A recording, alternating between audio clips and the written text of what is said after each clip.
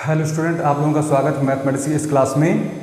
तो आइए आज हम लोग जो है कक्षा 12 में समाकलन का शुरुआती चैप्टर है, स्टार्टिंग वाला है 7.1 एक्सरसाइज 7.1 एक्सरसाइज।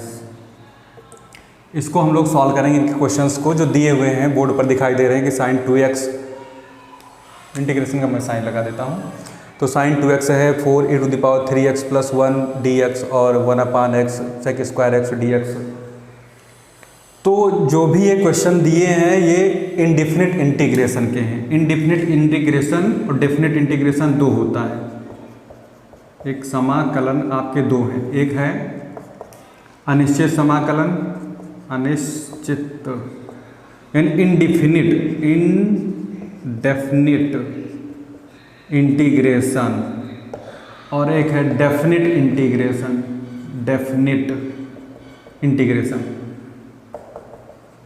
तो पहले आपका अनिश्चित समाकलन है, इनडिफिनिट इंटीग्रेशन है, बाद में डेफिनिट इंटीग्रेशन है। तो इनडिफिनिट इंटीग्रेशन और डेफिनिट इंटीग्रेशन की थोड़ी सी हम कंपेयर कर लें। इनडिफिनिट इंटीग्रेशन में जब भी हम समाकलन करेंगे, इंटीग्रेशन करेंगे, तो ये कुछ इस टाइप का होगा और जो रिजल्ट आएगा हमेशा इस टाइप का आएगा, प्लस कांस्टेंट। यहाँ से कुछ करेंगे, यहाँ कुछ वैल्यू आएगी, प्लस सी लिखा जाएगा। और इसमें डेफिनेट वाले में क्या होगा, हमको लिमिट दे देंगे फंक्शन की, कहाँ से कहाँ तक। जैसे मान लीजिए ये कोई फलन है, यहाँ f(x) है ये y = तो यहाँ a बैठा है, यहाँ कहीं b बैठा है। तो ये पूरा का पूरा जो एरिया निकलेगा, पूरा का पूरा यहाँ से यहाँ तक, a से लेकर b तक। तो एक स्ट्रिप ले लेते हैं चौड़ाई dx और ये y ऊंचाई। तो छोटे छोटे टुकड़े बन रहे हैं, सब बाद में हम लोग स्टडी करेंगे इसको। फिलहाल y dx यानी f(x) dx तो रहेगा, लेकिन इसमें लोअर लिमिट अपर लिमिट दी जाएगी। तो डेफिनेट इंटीग्रेशन के केस में ऐसा, और इनडेफिनिट के केस में कोई लिमिट विमिट नहीं है, अनलिमिटेड है, अनिश्चित है। और ये क्या है, निश्चित है, a से लेकर b तक ही फंक्शन का हमें इंटीग्रेशन करना है। तो ऐसे केस में जो वैल्यू आएगी, ये मान आएगा, यहाँ पे एक तरह से वैल्यू आएगी और यहाँ पे एक कांस्टेंट वैल्यू आएगी एक तरह से, जो भी वैल्यू। लेकिन यहाँ पे x के वेरिएबल के रूप में वैल्यू आएगी, वहाँ वेरिएबल नहीं रहेगा। अभी हम चेक करेंगे इसको, तो इसमें 2 आ सकता है, 5 आ सकता है, एक कांस्टेंट टाइप की कोई वैल्यू आएगी।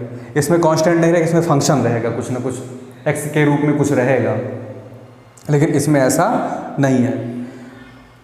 तो आइए इन सवालों को हल करते हैं बिना इधर उधर समय किए, लैप्स किए। तो पहला क्वेश्चन जो उठाइए, इसका हम लोग आंसर लिखेंगे। तो लिखेंगे कैसे, मान लीजिए हमारा sin 2x का हमको इंटीग्रेशन करना है, तो dx लिखा जाता है, हर जगह dx लिखा हुआ है। हमने भी रूप बता दिया इसका फॉर्म क्या होता है।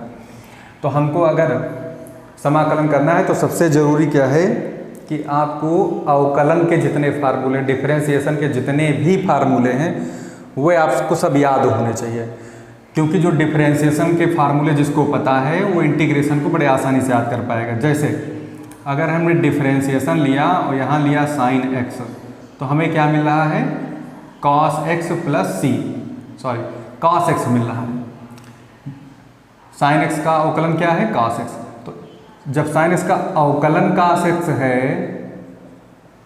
डिफरेंशिएशन है cos x, तो cos x का समाकलन क्या होगा, समाकलन का चिन्ह बनाओ, सिंबल बनाओ, cos x लिखो और ऐसे ही समाकलन करेंगे। cos x का समाकलन करने का क्या तरीका है, इसके इस तरफ इस तरह का चिन्ह बनाएंगे और इधर लिखेंगे dx, x के सापेक्ष समाकलन हो रहा है। तो क्या आ जाएगा, फिर ये निकल के क्या आ जाएगा, ये आ जाएगा। इधर जिधर से चले थे इधर आए, अब फिर इधर से चल के रिवर्स ये हो जाएंगे। तो हमें क्या मिल जाएगा यहाँ पे, cos x का समाकलन sin x + c। इसमें c सब में आएगा, अभी बताया गया था इस टाइप से c सब में कोई कांस्टेंट वैल्यू सब में आएगी। तो हमें दिखाई पड़ गया कि cos x का समाकलन sin x होगा, जबकि sin x का अवकलन क्या होता है, cos x होता है। इसीलिए हम लोग जो है इंटीग्रेशन को इस तरह से एंटी डेरिवेटिव भी कहते हैं, प्रति अवकलज। क्या बोलते हैं, समाकलन को एक और नाम है प्रति अवकलज, या प्रति अवकलन कह लीजिए, चाहे प्रति अवकलज कह लीजिए। एंटी डेरिवेटिव बोलते हैं कि डेरिवेटिव का क्या है, रिवर्स है। एंटी डेरिवेटिव जो हमें मिला होता है उससे फिर से हम इस फंक्शन को प्राप्त कर सकते हैं। ऐसे प्रोसेस को हम लोग क्या बोलते हैं, इंटीग्रेशन कहते हैं। तो आइए इसको निकाल लेते हैं खटाखट। तो हमको अगर अवकलन के सारे फार्मूले पता हैं तो समाकलन उसी का रिवर्स है। समाकलन के सारे फार्मूले आप लोग थोड़ा बुक में देख लीजिए, उसमें क्या क्या होता है। जैसे साइन एक्स होता है तो क्या हो, साइन एक्स डी एक्स अगर है यहाँ पे हमारे पास तो ये हो जाएगा कितना, कास एक्स प्लस कॉन्स्टेंट। तो आइए मैं एक एक फार्मूला लिखता जाऊँगा तो जो यूज हो रहा हो, और साथ साथ में अगर यहाँ पे कहीं ए बैठा है तो इसमें कांस्टेंट बाहर, उसमें क्या होता था अवकलन वाले में कांस्टेंट मल्टीप्लाई में कोफिशिएंट में आता था, गुणांक में आता था, लेकिन इसमें डिवाइड में आएगा, यही कांस्टेंट डिवाइड में आएगा। तो बाकी पूरा फंक्शन साइन एक्स का क्या हो जाएगा, कॉस ए एक्स हो जाएगा। मतलब साइन कुछ भी हो तो कास कुछ भी हो जाएगा, कुछ भी हो गया।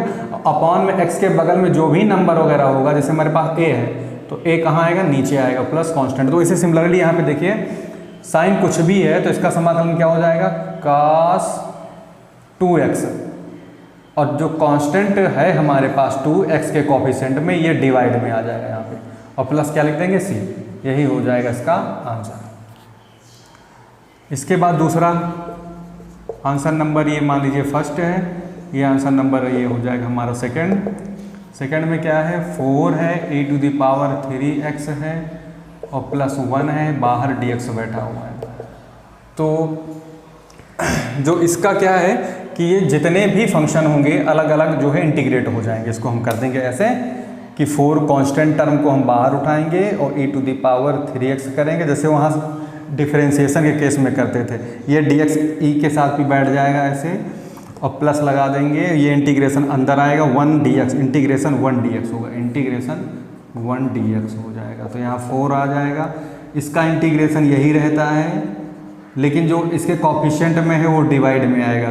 जैसे x के गुणांक में क्या है, 3 है तो 3 यहाँ बटे में आता था, वहाँ 3 मल्टीप्लाई में आता था अवकलन, प्लस लगाओ 1 का क्या हो जाएगा x, और फिर कांस्टेंट टर्म हो जाएगा कोई। ये क्वेश्चन नंबर सेकंड हो गया। इसके बाद क्वेश्चन नंबर आपका 3 है, इंटीग्रेशन का साइन लगा दीजिए, 1/x plus sec square x, बाहर बैठा हुआ है dx। तो ये dx और इंटीग्रेशन सारे फंक्शन में अलग अलग ब्रेक होगा, तो आ जाएगा 1/x dx प्लस फिर इंटीग्रेशन के साथ सेक स्क्वायर उठाएंगे x और बाहर बैठा हुआ dx। मतलब जो इंटीग्रेशन है और dx सारे फंक्शन में ऐसे, इंटीग्रेशन पहले आएगा, फंक्शन बीच में होगा, ये सब फंक्शन ही होता है, ये फलन ही होता है। तो फंक्शन बीचों बीच में है, देखो ये फंक्शन बीचों बीच में है, जस्ट आगे dx लगा हुआ है, जस्ट पीछे ये सिंबल लगा हुआ कि हम समाकलन करने जा रहे हैं, ये प्रोसेस करने जा रहे हैं। तो आगे बढ़ा लेते हैं। तो log x का क्या होता है, log x का अवकलन होता है 1/x, तो 1/x का समाकलन क्या हो जाएगा, log x हो जाएगा, सीधी सी बात है, log mod x। और प्लस देखिए सेक स्क्वायर x है तो tan x का अवकलन क्या होता है, सेक स्क्वायर, तो सेक स्क्वायर का समाकलन क्या हो जाएगा, tan x हो जाएगा। तो यहाँ लिख देंगे हम लोग tan x प्लस कांस्टेंट। यहाँ ध्यान देने योग्य बात यह है कि एक इंटीग्रेशन ये है, दूसरा इंटीग्रेशन ये है, तो इसके लिए भी एक कांस्टेंट अलग से आएगा c1, और इसके लिए भी क्या आएगा, एक कांस्टेंट c2। दोनों कांस्टेंट को हम ऐड करेंगे तो c1 plus c2 equal to capital C लिखा हुआ, दोनों के लिए जोड़ के C लिखा हुआ है यहाँ पे, यानी कि एक कांस्टेंट आएगा, दूसरा कांस्टेंट आएगा, दोनों को ऐड करके कैपिटल C लिख देंगे यहाँ पे। तो इस तरह से ही सवाल लगाए जाएंगे। ये तभी लग पाएंगे जब आपको डिफरेंशिएशन अच्छे से पता हो, डिफरेंशिएशन सारे फार्मूले आपको क्लियर हो, तो धीरे धीरे हम लोग आगे इसमें बढ़ेंगे तो समझ पाएंगे कि हम कई कॉम्प्लेक्स क्वेश्चनों को भी ईजिली सॉल्व कर पाएंगे। तो आप ये क्वेश्चन आप देख लीजिए, बाकी के जो क्वेश्चन है हम लोग नेक्स्ट वीडियो में करते हैं।